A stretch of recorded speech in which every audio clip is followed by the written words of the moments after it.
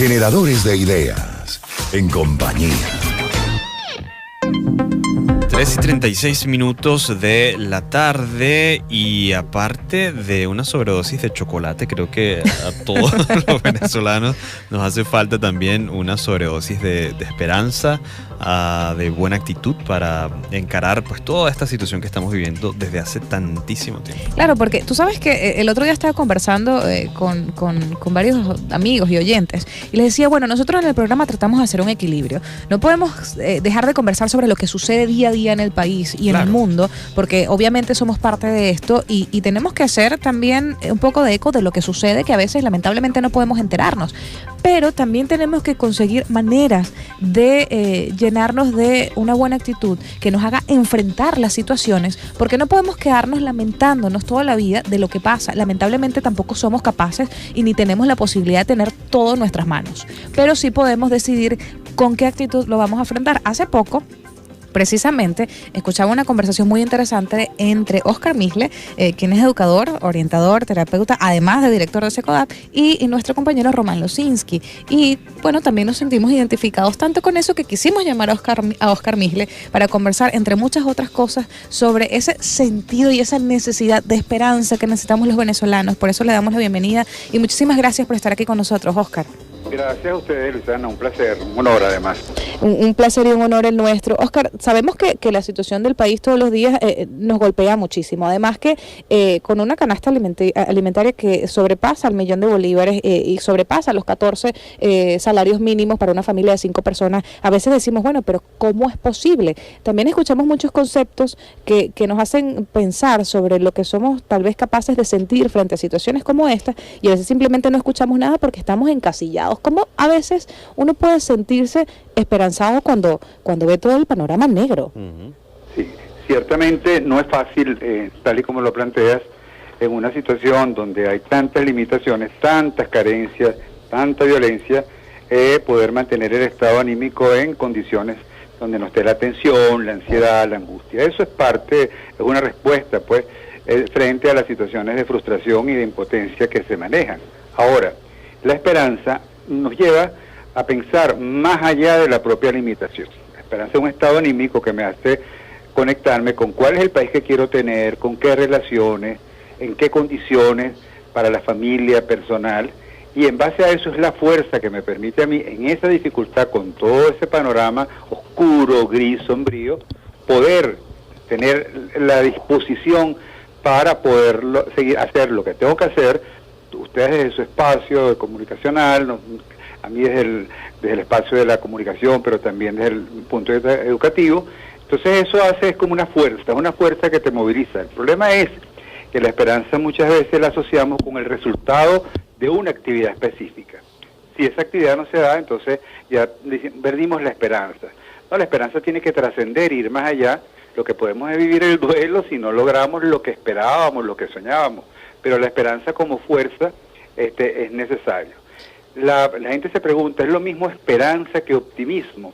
No, no es lo mismo. El optimismo es la actitud, la esperanza es el sentir, el optimismo es el hacer. Entonces yo hago cada día lo que puedo, lo que esté en mis manos, para ir generando en mi espacio más inmediato los cambios que están bajo mi control. Pueden ir de la mano esperanza y optimismo, ojalá, eso es lo ideal, ¿no? Pero lo que sí es, tenemos que estar muy alerta, Luisana y Vladimir, es que la desesperanza es un síndrome y muchas veces es impuesto por las instancias de poder para ese síndrome, para inhabilitarnos. ¿Por qué? Porque entonces el desencanto, el desánimo, la poca disposición para poder actuar me hace que me vuelva pasivo, conformista, resignado. Entonces hay que preguntarse, esto podemos caer en la trampa, y el sistema inmunológico social, por ponerle un nombre, ¿no? Que tiene que ver con nosotros como sociedad. Entonces nos quedamos atrapados en ese sentir, en donde le damos más poder al que inocula esa sensación generalizada que se llama desesperanza y que aprendemos, ¿no? Además. Así es, estamos conversando con Oscar Misle, terapeuta, orientador, director de Secodap.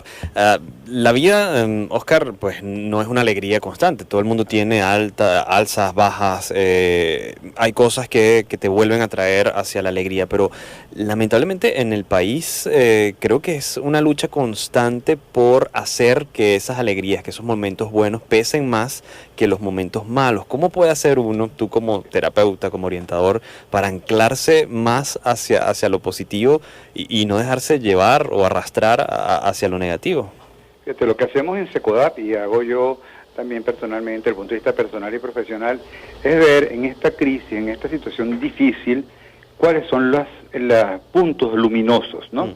Por ejemplo, cómo es ahorita acabo de estar en un WhatsApp y me llamaba la atención la solidaridad, por ejemplo, del grupo frente a una persona que estaba con un problema de salud y todo el mundo con la disposición de colaborar.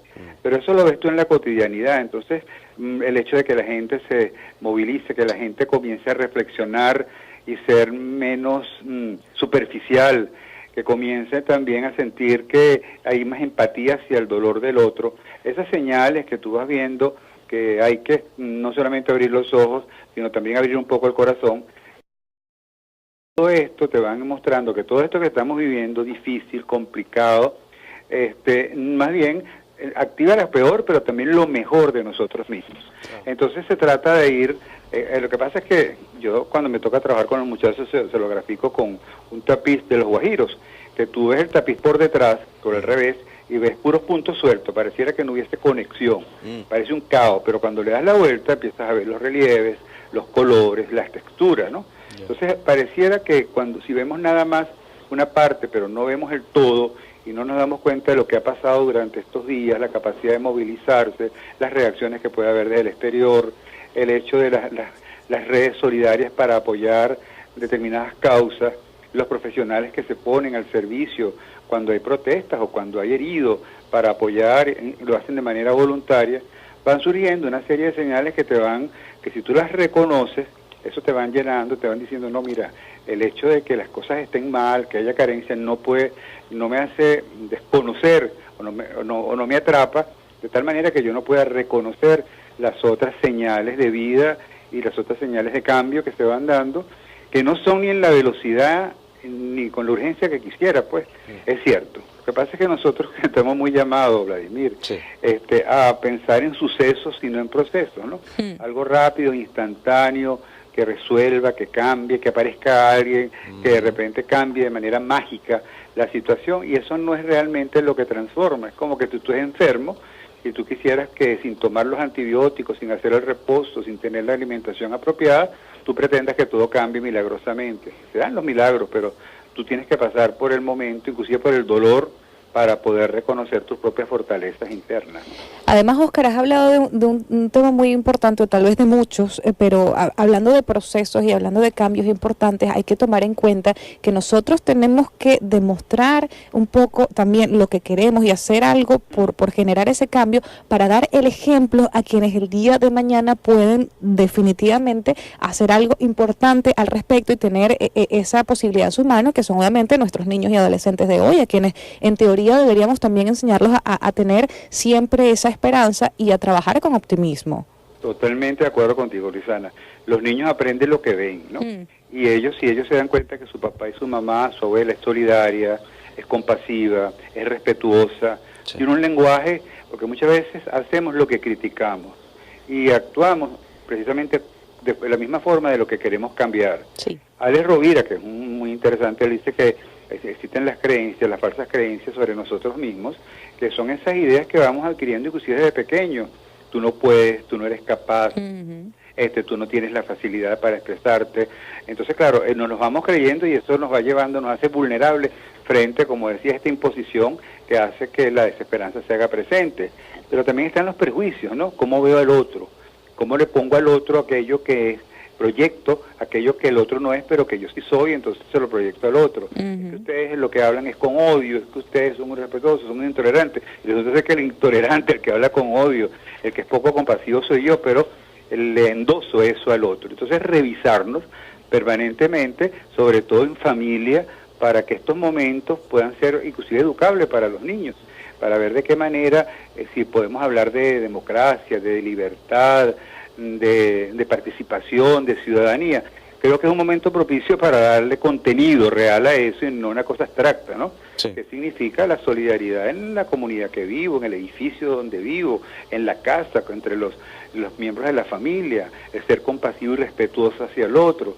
Entonces, es un momento que puede servir para dar luces y darle contenido práctico a eso que muchas veces no entendemos, porque pareciera que estamos hablando de lo mismo cuando hablamos de valores, por ejemplo, ¿no? Sí, estamos conversando con Óscar Misle, director de SECODAP, y no quisiera que termináramos la entrevista sin resaltar, obviamente, la labor que ustedes están llevando a cabo desde SECODAP en todo lo que tiene que ver con la protección, la participación de los niños, las niñas, los adolescentes, para la prevención de la violencia y la promoción del buen trato. Próximas actividades, Óscar, ¿en qué están ahorita en SECODAP? Mira, ahorita hemos tenido que estar, por la misma situación del país, reajustando los cronogramas, replanificando las actividades.